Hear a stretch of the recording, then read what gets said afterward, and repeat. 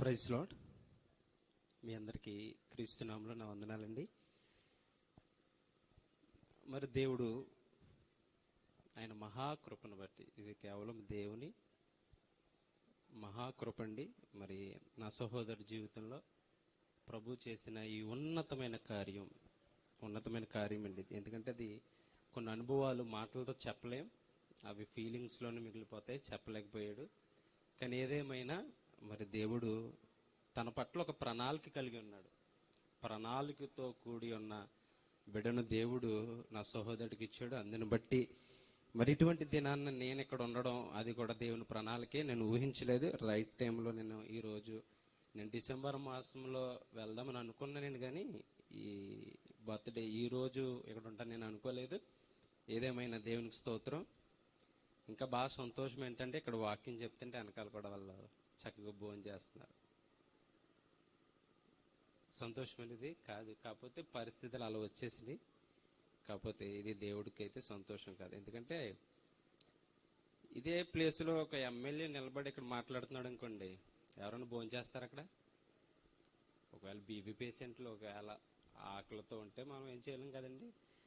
MLA గారు వచ్చి ఒకవేళ నిలబడిపోయారు అనుకోండి, తిని వాళ్ళు కూడా ఏం చేస్తారు?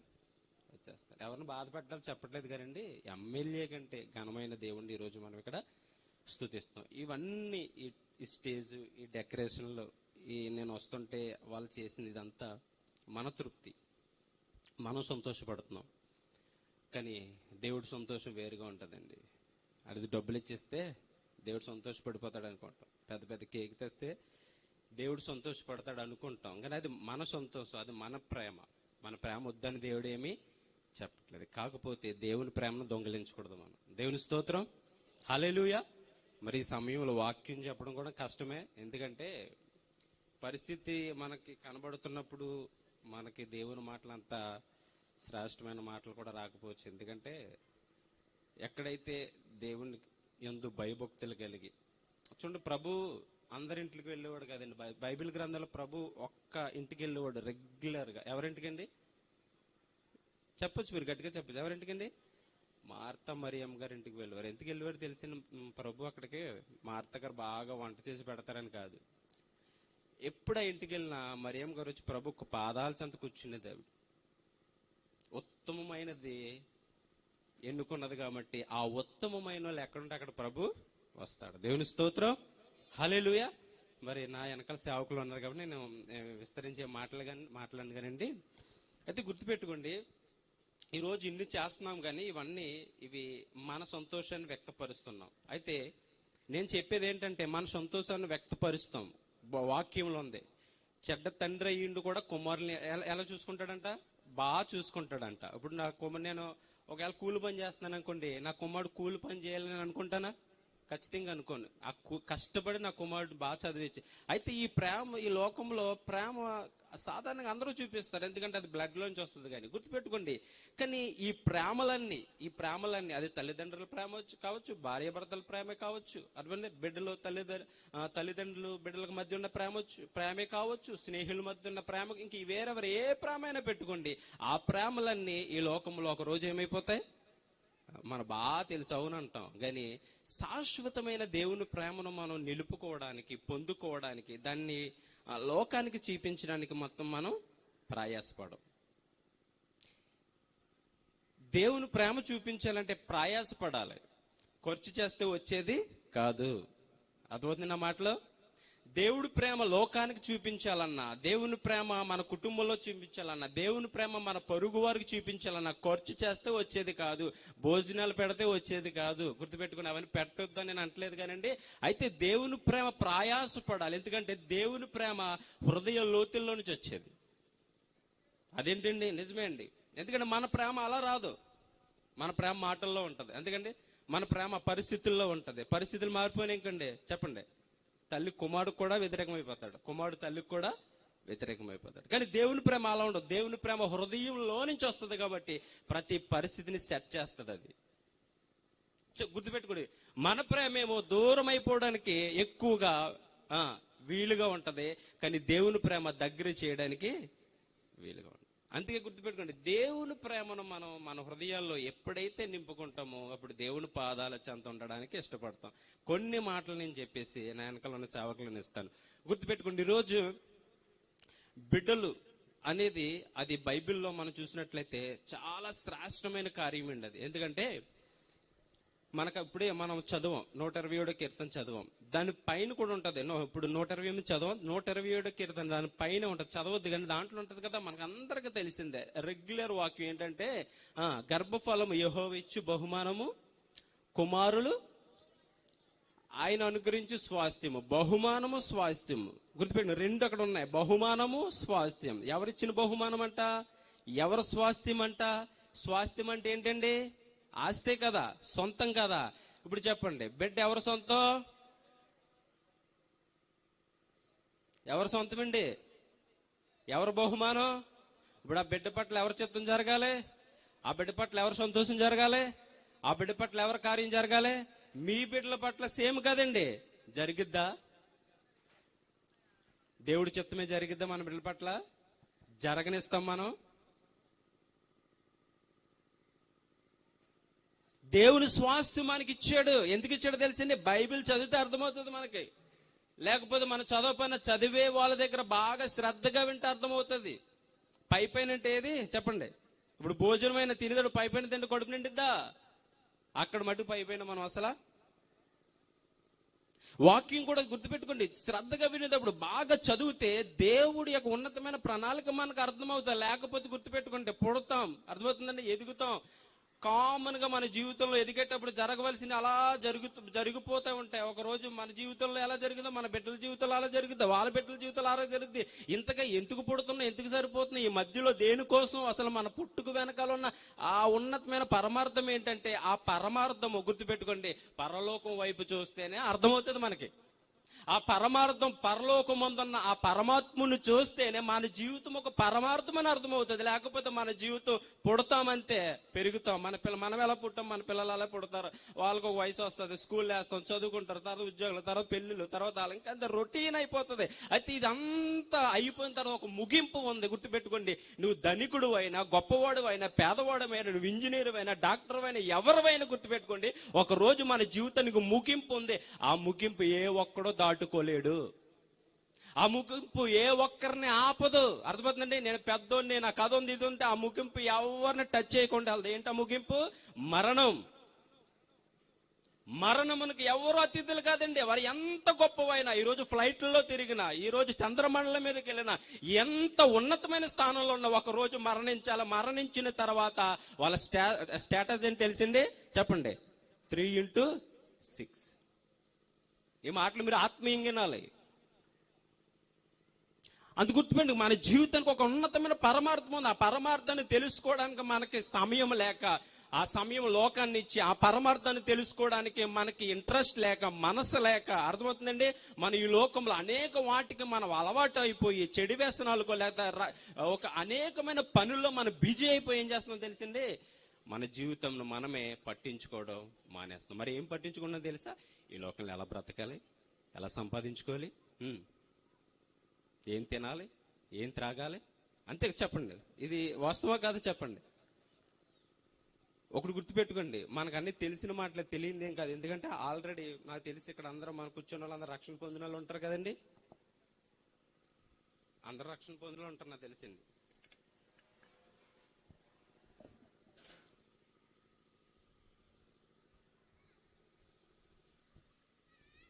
కానీ ఒక విషయాన్ని ఎప్పుడు ఎక్కువగా విన్నాముకండి, రెండు కలగాలి. ఒకటి భయమైన కలగాలి, రెండోది వింటున్నాములని అలవాటు అయిపోవాలి. పదే ఒక విషయాన్ని మనం వింటున్నప్పుడు, లేదా పదే పని చేస్తున్నప్పుడు మనకి ఏమైపోతుంది తెలుసా? అలవాటు అన్న అయిపోతుంది. లేకపోతే ఆ పనిలో మనకి ఉన్నతమైన ప్రావీణ్యత అయినా వస్తుంది. ఈ రెండు రావాలి. ఇప్పుడు దేవుని గురించి నువ్వు ఎక్కువ వింటున్నావంటే, నీలో దేవుని గురించిన వార్తలు వింటున్నావు అంటే, విశ్వాసములో, ఆత్మలో, పరిశుద్ధతలో దేవుని గురించిన ఆ లోతైన విషయాల్లో నువ్వు ఎదగాలి. లేకపోతే చెప్పండి, ఇంకోటన్నా జరగలేంటి, అలవాటు అయిపోతుంది. రొటీన్గా వినేసి వెళ్ళిపోతూ ఉంటాం. గుర్తుపెట్టుకోండి, నేను విస్తరించి మాట్లాడగానే, ఎందుకంటే నాకు ఆ మాటలు కూడా రావు. ఎందుకంటే నేను వాకింగ్ చెప్పేటప్పుడు ఎదురుగుండా ఆ దేవుని యొక్క దానికి సంబంధించి ఆ వాతావరణం కనపడకపోతే మాటలు రావండి. ఎందుకంటే దేవుని పాదాల చెంత మనం ఉన్నప్పుడు, దేవుని వాక్యం వింటున్నప్పుడు, దేవుని స్తుతిస్తున్నప్పుడు, ఆరాధిస్తున్నప్పుడు గుర్తుపెట్టుకోండి, పిన్ డ్రాప్ సైలెంట్ లాగా ఉండాలి. అర్థమవుతుందండి? ఏం పట్టించుకోకూడదు, మనం ఏం పట్టించుకోకూడదు. ఎందుకంటే అది ఎవరికి ఇస్తున్న విలువ, నిలబడుతున్న మాకిస్తున్న విలువ కాదండి. అది దేవునికి ఇస్తున్న విలువ. గుర్తుపెట్టుకోండి, నీ జీవితంలో దేవునికి నువ్వు ఎంత విలువిస్తావో నువ్వు అంత విలువైన వాడుగా నిలబడతావు. ఇది 100కి 200% నిజమండి. మన జీవితంలో మన దేవునికి ఎంత విలువిస్తాం గుర్తుపెట్టుకోండి. దేవునికి విలువ ఇవ్వాలంటే కొన్నిసార్లు మనం తగ్గించుకోవాలా, చంపుకోవాలా, కొన్ని భరించుకోవాలా, కొన్ని చెప్పండి తప్పించుకుని దేవుని సన్నిధిలో ఉండాలి. ఆ విలువ కోరుకుంటున్నాడు దేవుడు. నేను ముగిస్తాను, కొన్ని వాక్యాలు చెప్పి నేను ముగిస్తానండి. చూడండి, అందుకే దేవుడు బిడ్డల పట్ల గుర్తుపెట్టి ఒక మంచి ప్రణాళిక కలిగి ఉన్నాడు. ఆ ప్రణాళిక ఎవరి ద్వారా నెరవేరాలో తెలిసింది. ఎవరి ద్వారా నెరవేరాలి? ఇస్సాకు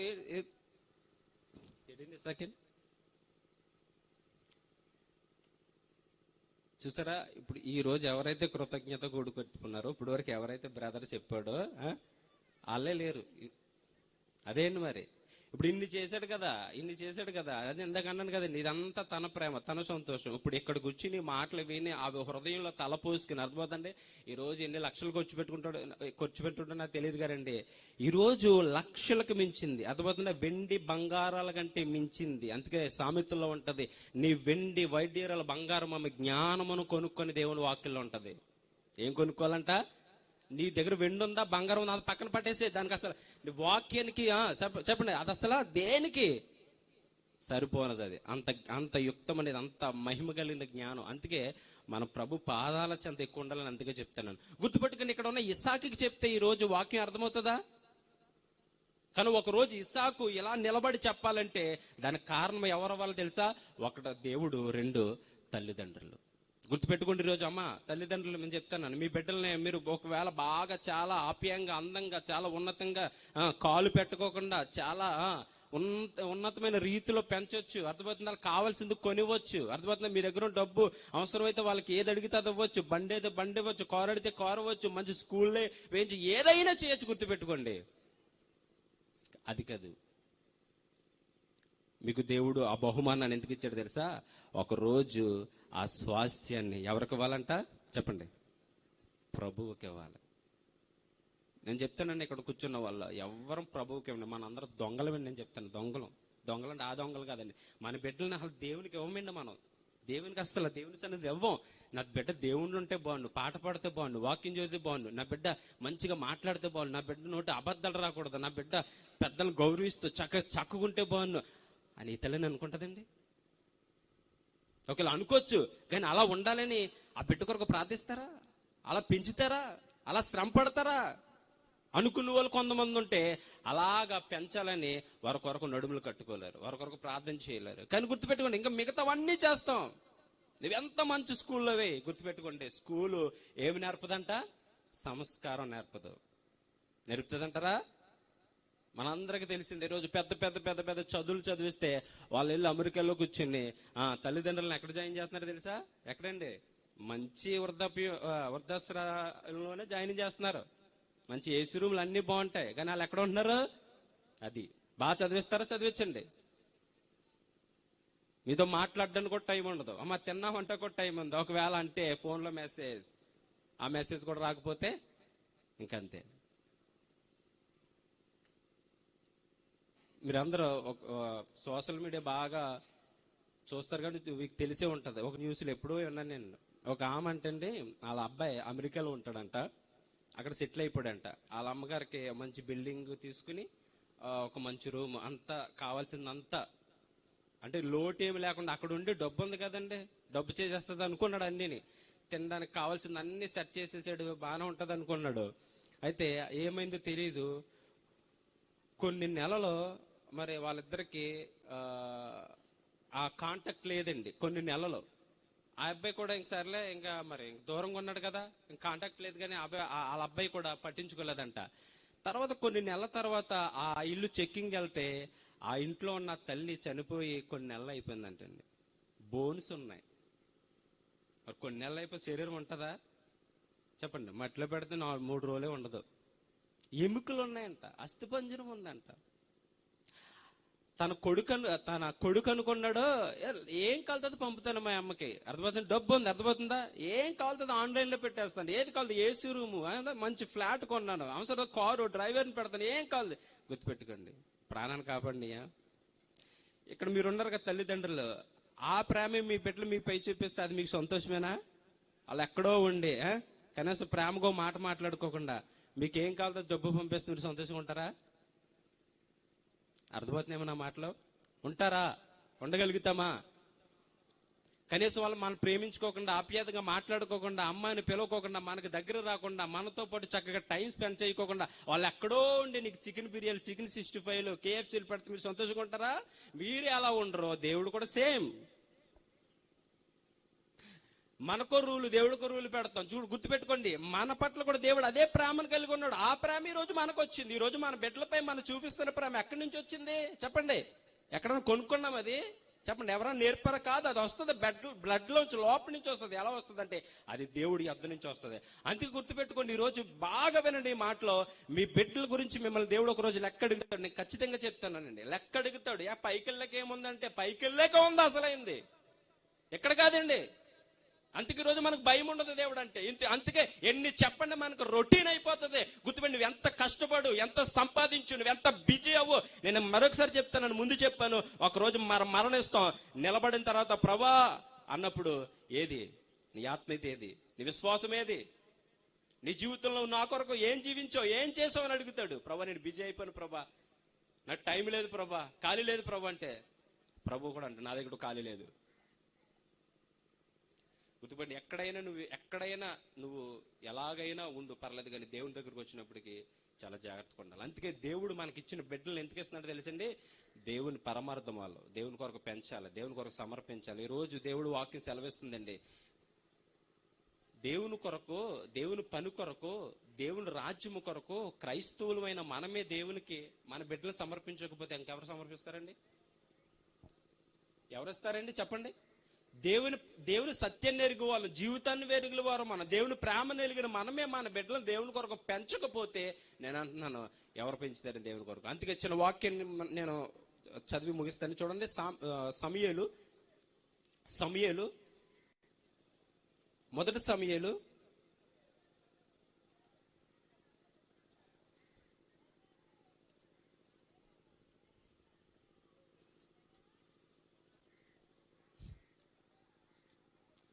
'వాక్యం కూడా అనవసరం అని చెప్పుకోవడం నాకు అది అనిపిస్తుంది. అనవసరంగా దేవుణ్ణి మనం అంటే, కానీ ఇంతకులేండి ఎవరు ఒక్కలైన వింటారు కదా అది. ఎందుకంటే దేవుడు మారు మనసులైన 99 నీతిమంతులను పక్కన పెట్టేసి అలా ఎవరు ఫీల్ అవుతున్నారో నాకు తెలియదు, కానండి ఒక్క ఆయన కోసం దేవుడు వెళ్ళాడంట. ఒకవేళ ఆ ఒక్కలు ఎవరైనా ఉన్నారమ్మా, ఆ ఒక్కల వరకు దేవుడు ఈ రాత్రి అంతా కొరిచేసి, అర్థమవుతుందా, అలాగే ఇంతమందిని గ్యాదర్ చేసి, అర్థమవుతుంది, ఈ రోజు ఇంతమంది సేవకులు పిలిపి ఆ ఒక్కరు ఎవరు ఉన్నారో ధన్యులలో. చూడండి ఒకసారి మొదటి సమూయేలు మనందరికి తెలిసిన ఒక తల్లి ఉందండి, తెలుసు కదా మనకి, చెప్పేచ్చు. ఎవరండి అవి? అన్న తల్లి అనండి. ఎవరండి ఆమె? అన్న తల్లి. మనకి తల్లి అండి, మనకన్నా పెద్ద ఆమె కదా. ఒక తల్లి ఉందండి, గుర్తుపెట్టుకోండి. ఎంత చెప్పుకున్న తక్కువే ఆమె గురించి, మనం ఎంత చెప్పుకున్న తక్కువే.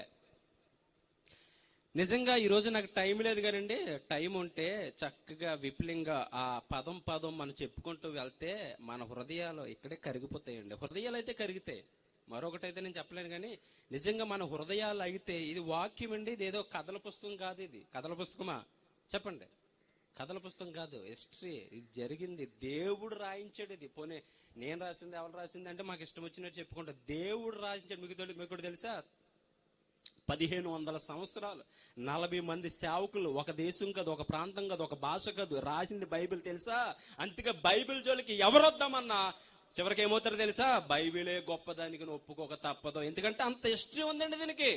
ఇది దేవుడి గ్రంథం. అందుకే ప్రతి మాట, ప్రతి సందర్భం, ప్రతి వ్యక్తి రాసిన ప్రతిది కూడా అది దేవుని చేత రాయబడింది. కాబట్టి అది ఎంత చక్కగా మనం వింటే చక్కగా అంత చక్కగా అర్థమవుతుంది. అందుకు చూడండి, ఒక తల్లి ఉందంట, అన్న అని ఒక తల్లి ఉంది. ఆ తల్లి చూడండి, మనకు అందరికి తెలిసిందే కదా, నేను అంత కొంచెం కొన్నే చదివిస్తాను. ఆయన భర్త పేరు ఏం పేరండి?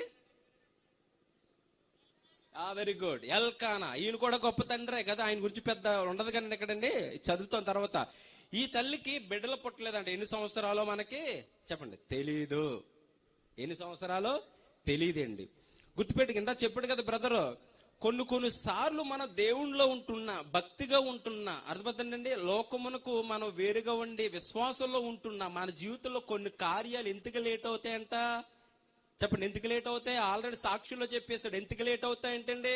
బాగేనండి, అక్కడ తింటా కూడా కొంచెం వినండి, పర్లేదు, మంచిదే. అదైతే అదండి క్షయమైన ఆహారం, ఇది అక్షయమైన ఆహారం. తింటున్న చెవులు కొంచెం పని పెట్టండి, పర్లేదు. చూడండి, ఆ తల్లి చెప్తుంది మనకి ఒక గుణపాఠం. ఇంకేంటి తెలిసింది? ఆ తల్లి బాగా వినండి. ఆమె జీవితంలో చాలా ప్రార్థనా పరురాలు ఆవిడ. ఎప్పుడు శిలోహంకి వెళ్ళి అద్భుత ప్రతి శిలోహంలోకి వెళ్ళి ఆ దినాల్లో ఇజ్రాయెల్ ప్రజలు తినేసి త్రాగి అలాగే అన్ని ఆరాధనలు అన్ని స్థితిగతుల్లోకి వెళ్ళిపోయిన ఆ దినాల్లో ఈ తల్లి మట్టికి ప్రతి ఏటా తన సందర్భాలు దేవునికి ఇవ్వాల్సిన, దేవుని దగ్గరికి వెళ్ళి మొక్కుకోవాల్సిన మొక్కుకుని ప్రార్థించుకుని ఏటేటా చక్కగా భక్తిని కొనసాగిస్తున్న ఈ తల్లి విషయంలో గుర్తుపెట్టుకోండి, గర్భఫలం లేదంట. ఏం లేదంటండి చెప్పండి. ఒక తల్లికి ఒక తండ్రికైనా ఒక తల్లికైనా కుటుంబానికి ఎంత ఉన్నా గుర్తుపడి బిడ్డల స్థానాన్ని ఎవరైనా ఇవ్వగలరా? ఇవ్వలేరు. అది చెప్పక్కర్లేదు, దానికి మీరే. ఎంత ఆస్తుంటే ఉండనివ్వండి, బిడ్డలు లేకపోతే ఆ ఆనందాన్ని, ఆ సంతోషాన్ని ఎవరు పోర్చలేరండి. అది పోర్చగలుగుతారా? ఈరోజు చాలా చేశారు వాళ్ళు, నాకు తెలియదు కానీ నేనుంటే ఎలా చేయించబోదునండి. అర్థమవుతుందండి, చాలా చేశారు. కాకపోతే ఓకే, వాళ్ళ బిడ్డ మీద ప్రేమతో వాళ్ళు చేస్తారు. ఆ ప్రేమ ఎందుకంటే వారు అన్ని సంవత్సరాలు ఓకే దాన్ని నేనేమన్నా ఇన్ని చేసినా గుర్తుపెట్టుకోండి, వీరి పట్ల దేవుడు ఒక ప్రణాళిక కలిగి ఉన్నాడే. ఆ ప్రణాళిక జరిగేంత వరకు అలా కొన్ని ఓర్చుకోవాల్సి వచ్చింది చూడండి, అది గొప్పది. అర్థమవుతుంది నా మాటలో? అంటే దేవుడు ప్రణాళిక అందరి పట్ల జరగదు. ఎందుకంటే అందరి పట్ల దేవుడు ప్రణాళిక జరిగించాలంటే జరిగించేంత వరకు వాళ్ళు తిన్నంగా స్టాండర్డ్ గా ఉండాలి కదండి. అర్థమైంది నా మాటలో? ఉండలేం. ఎందుకని ఎవరో ఏదో చెప్తారు, ఎవరో చేదో అంటారు, ఎవరో చేదో సలహా చెప్తారు. అర్థమవుతుంది చుట్టుపట్టు మాటలో. గుర్తుపెట్టుకోండి, ఒక గాయమైనా ఏదన్నా ఓ రోజు మానిపోద్దు కానండి. మానసిక గాయం మా అందం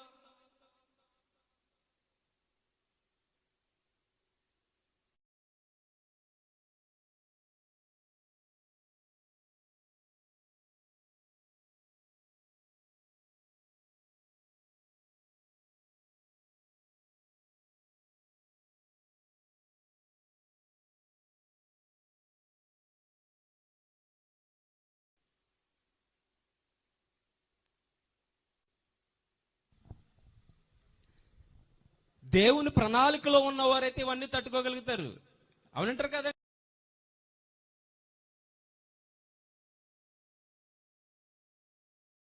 అనుభవిస్తుంది, దుఃఖాన్ని వ్యక్తపరుస్తుంది. ఎక్కడికి వెళ్ళి తెలుసా? ఒకసారి చూడండి, చదవండి.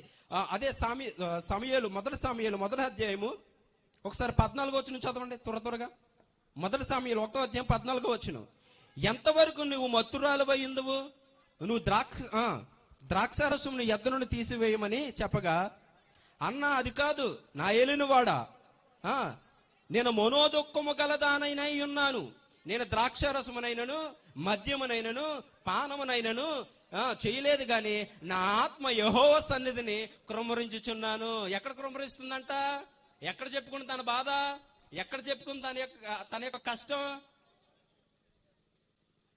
అన్నా వింటున్నారా అన్నా వాక్యం? ఎందుకని నవ్వుతున్నారు?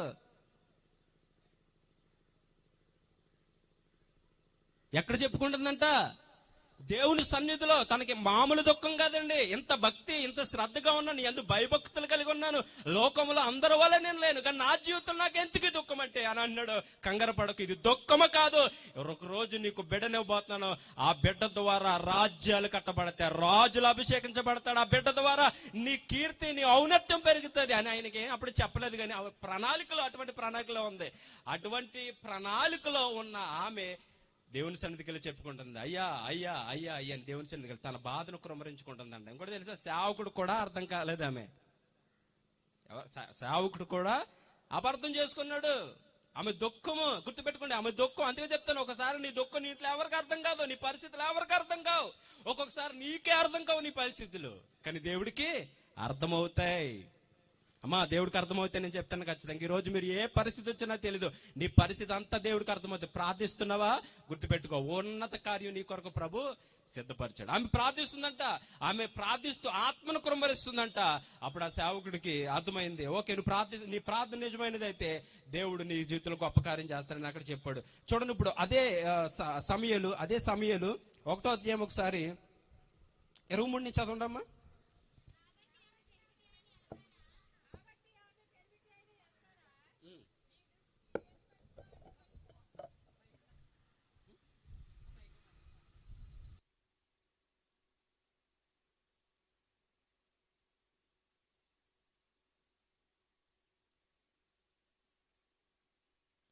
కాబట్టి ఆమె పెనిమిటైన ఎల్కానా సరే ఒకసారి పైనుంచి 20 చదవమ్మా తొందరగా. గనుక హన్న గర్భము ధరించి దినములు నిండినప్పుడు ఒక కుమారుని కని యెహోవాకు మొక్కుకొని వీనిని అడిగితేననుకొని వానికి సమయేలని పేరు పెట్టి జాగ్రత్తగానండి. ఈ రోజు ప్రభు బిడ్డలు ఎందుకు ఇస్తున్నాడో తెలుసా? నీ ఇష్టానుసారంగా, నీ ముసి ప్రేమలు, అర్థమవుతుందా? నీ యొక్క మనకున్న ఆ యొక్క మన ఫ్యామిలీలో ఉంటాం కదండి, ఇంకా చాలా మంది ఉంటాం కదండి. ఒక్కొక్కరు అంటారు నా పోలికే, తాత పోలిక, ఆ పోలిక, ఈ ముసుగులు ఎక్కువైపోతాయి కదా మనకి. లేకపోతే బిడ్డల పట్ల మనం ఎన్నో సంతోషాలు, ఎన్నో ప్లానింగ్స్ కలిగి ఉంటామండి. గుర్తుపెట్టుకో, నీ ప్లానింగ్స్, నీ సంతోషాలు బిడ్డల మీద ఎప్పుడు రుద్దొద్దు. అర్థమవుతుంటే రుద్దకూడదు. ఇక్కడ అన్నా తల్లి మనకు నేర్పిస్తుంది. అన్నా తల్లి ఒక తల్లి ఈ రోజు ప్రపంచంలో మనకి, ఈ రోజు ఇక్కడ కూర్చున్న మన కొరకు ఈ రోజు ఈ వాక్యం దేవుడు మాట్లాడుతున్నాడు. ఏంటి తెలుసండి, అక్కడ అంటుందండి, ఆమెకి ఎన్నో సంవత్సరాల బిడ్డలు లేకపోతే ఆ బిడ్డ పుట్టగానే ఏమంటుంది తెలిసిన తల్లి, ప్రభువా ఈ బిడ్డ నీ బిడ్డ. చెప్పండి, ఈ బిడ్డ నీ బిడ్డ. అంటే బిడ్డలు ఎక్కువైపోయేస్తుంది ఆమె. పోనీ ఏ పరిస్థితులు ఇస్తుందండి ఆమె? ఎన్ని సంవత్సరములు ఆ పరిస్థితుల్లో ఉండి, ఎన్ని సంవత్సరాలు, ఎన్ని మాటలు, ఎన్ని పరిస్థితులు, ఎన్ని సందర్భాలు, ఎన్ని సూటుపోటు మాటలు కలిగి ఉంటది. ఈ టైంలో ఆ బిడ్డ ఆమెకి ఆ గర్భఫలం రాగానే, ఆ బిడ్డ చక్కగా జన్మించగానే, ఇప్పుడు ఆ బిడ్డని చక్కగా పెంచుకొని, అర్థమవుతుంది, అలా రోడ్లంటే తిప్పుకొని, ఇదిగో ఇప్పుడు చేస్తున్నాం కదా, అలా చక్కగా ఫంక్షన్ చేసుకుని అందరికి ఇదిగో నాకు దేవుడు ఇచ్చి నాకు బిడ్డ ఉన్నాడు, అలాగా ఒక రివాంజ్ తీసుకోవాలని అనుకుంటలేదు ఆమె. అర్థమవుతుందండి?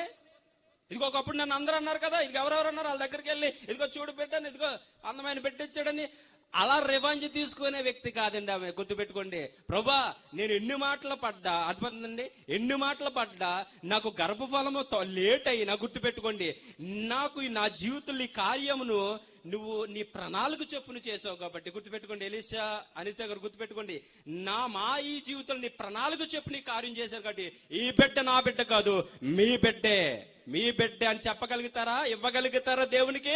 ఒక రోజు ఆ బిడ్డ ద్వారా నాలంటోల్ని, అనేకుల్ని రక్షించేవాడిగా దేవుడు నిలబెడతాడు. దేవుని స్తోత్రం చెప్దామా? అన్న చూడండి, అన్న అక్కడ హన్న ఆ టైంలో గుర్తుపెట్టిన హన్న ఆ టైంలో అక్కడున్న షెలోహిములో కానీ అక్కడున్న ఇశ్రాయేలు ప్రజలు గుర్తుపెట్టుకుని, హన్న కాదు గొడ్రాలు, ఎవరు తెలిసింది? అన్న కాదు, అక్కడున్న పరిస్థితులు గొడ్రాల పరిస్థితులు అయిపోయినాయి. మనుషులు సరిగా లేరు అక్కడ, పరిస్థితులు సరిగా లేవు అక్కడ, దేవుని మందిరంలో దేవుని సేవకులు సరిగా లేరు అక్కడ, దేవుని సేవకులు దేవుని సేవ చేసేవారు కూడా సరిగా లేరు.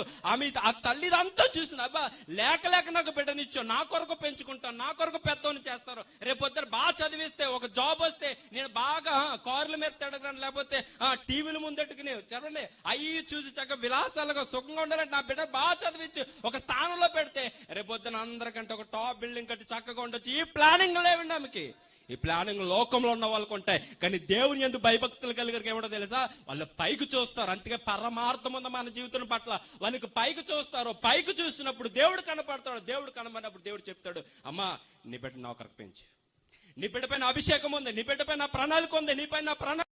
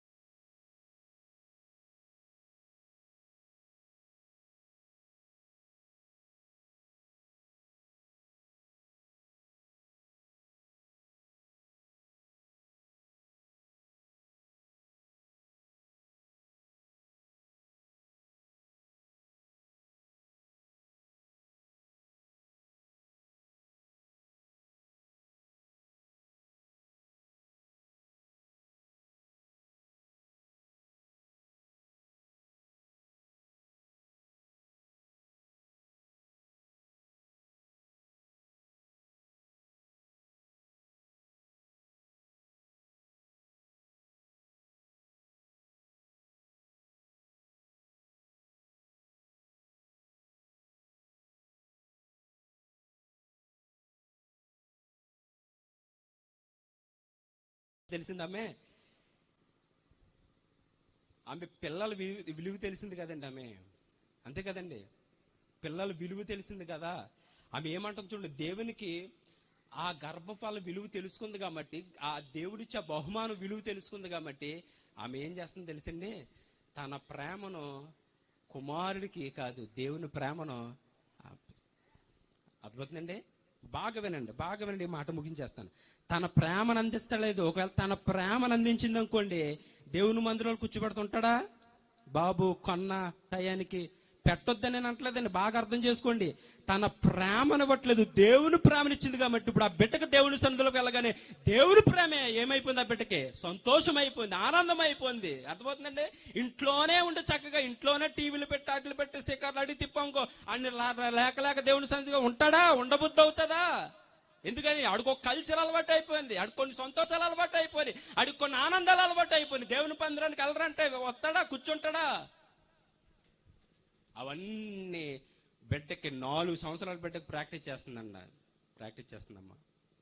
4 సంవత్సరాల బిడ్డకి ప్రాక్టీస్ చేస్తుంది. రాకూడదు, దేవుని సన్నిధులు విడిచిపెడుతూ ఉండాలి. గుర్తుపెట్టుకోండి, ఈ రోజు మీరు ఎలా ఉంటారో, మీరు ఎలా కూర్చుంటారో, ఎలా నడుస్తారో అంటే అలాగే బిడ్డలు అవన్నీ చూసుకోవడం ఏం చేస్తారంట చూడండి. అదే ఒకసారి 2వ అధ్యాయం చివర ఒకసారి చూడండి. 1 సమూయేలు 2వ అధ్యాయం మొదటి వచనం. మరియు హన్నా విజ్ఞాపన చేసి ఎలాగా, నా హృదయపూర్వకంగా యెహోవా యందు సంతోషించుచున్నాను, యెహోవా యందు నాకు బలము కలిగెను, నీ వలన రక్షణ బట్టి సంతోషించుచున్నాను, నా విరోధుల మీద నేను అతిశయపడుతున్నాను. అసలు మీకు చెప్పనండి, ఇప్పుడు కృతజ్ఞత కూడి పెట్టుకుంది వీడి. ఎప్పుడంటారా?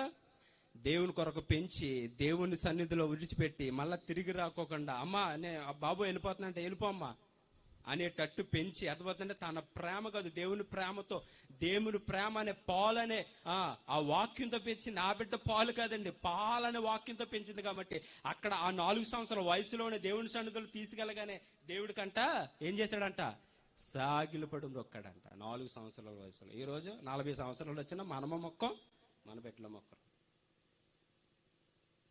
నేను అంటున్నానండి, గుర్తుపెట్టుకుని మీరు నవ్వచ్చు, ఎలా తీసుకోండి. ఎలా పడితే అలా వెళ్ళిపోతున్నారు, లైఫ్ బాగానే ఉందా, అన్ని బాగా చక్కగా వెళ్ళిపోతున్నా, అందరి వల్ల రొటీన్కి వెళ్ళిపోతున్నా అనుకుంటున్నారా? ఒకరోజు పైన ఉందండి, పైన ఉంది. ఊరికి నేస్తున్నాడు అనుకుంటున్నా బిడ్డల మనకే. బిడ్డల భార్య భర్తల కలయిక దగ్గర పుట్టరండి బిడ్డలు. అర్థమవుతుందండి? అలాగని చాలా మంది లోకంలో పిల్లలు లేని వారు ఉన్నారు. బిడ్డల దేవుడు ఇక్కడ ఉంది వాక్యంలో జ్ఞాపకం చేసుకున్నాడు అంటే, యెహోవా జ్ఞాపకం చేసుకున్నాడు బిడ్డల కలిగారు. గుర్తుపెట్టు, బిడ్డలో భార్య భర్త కలయిక దేవుడు ఏర్పాటు, అది దేవుడు ప్రణాళిక. అది గుర్తుపెట్టుకోండి. దేవుడు లెక్క అడుగుతాడు. నా బిడ్డ నా ఇష్టం అంటకు లేదండి, దేవుడు ఇష్ట ప్రకారం పెంచాలి. లేకపోతే నీ ఇష్టానుసారం పెంచుకుంటావా, ఒక రోజు ఉంది దేవుడు అడుగుతాడు, ఆ రోజు మన దగ్గర సమాధానం ఉండదు. ఇంకా చాలా మాటలు. అందుకే చూడండి, అన్న తల్లి చక్కగా పెంచిందంట, చక్కగా దేవునికి సమర్పించుకుంది. ఆ సమర్పించుకుని సమర్పణలా వదిలేయలేదు, ఆ సమర్పణ పెంచుకుని చంపుకొని తన బిడ్డ లేక పుట్టిన బిడ్డ మీద ప్రేమలు చంపుకుని దేవుని ప్రేమతో పెంచింది, దేవుని వాక్యంతో పెంచింది, దేవుని ఎందుకు భయభక్తులతో పెంచింది. ఇంకా చెప్పాలంటే నేను అంటున్నానండి, ఆ 4 సంవత్సరాల వయసులో దేవుని సందులోకి వచ్చి మోకరించి సాగిలపడి అమ్మ వెళ్ళిపోతాడు, తిరిగి వెళ్ళకోకుండా ఉన్నాడంటే ఆమె ఎంత ప్రాక్టీస్ లో పెంచి ఉంటుందండి వాక్యంతో. ఆమె లేచినా కూర్చున్నా పండుకున్నా ఏం చేసినా ఆమెలో ఆ బిడ్డ దేవుడినే చూసుంటాడు, దేవుడు వాక్యాన్ని చూసుంటాడు. ఆ పసిబిడ్డ, మా అమ్మ ఎప్పుడు మాట్లాడి యెహోవా అంటది, మా అమ్మ ఎప్పుడు మాట్లాడి దేవుడు స్తోత్రం అంటది, మా అమ్మని ఎప్పుడు మాట్లాడి దేవుడు వాక్యం ఏంటది అంటే, మా అమ్మ ఎప్పుడూ చెప్పేది ఇదిగో ఇక్కడ ఉంది కాబట్టి అక్కడికంటే ఇక్కడే బెస్ట్ అనుకున్నాడు. ఇప్పుడు మనం లేవడం ప్రార్థన చేస్తామండి. మనం వాక్యం ద్వితీయోపదేశకాండంలో ఉంది 6వ అధ్యాయంలో, నువ్వు లేచినప్పుడు, కూర్చున్నప్పుడు, పండుకున్నప్పుడు, వెళ్తున్నప్పుడు నీ బిడ్డలకి వాక్యాన్ని చెప్పు. లేవగానే మనమే ప్రార్థన చేసుకోం, బిడ్డలు ఎక్కడ చెప్తాం?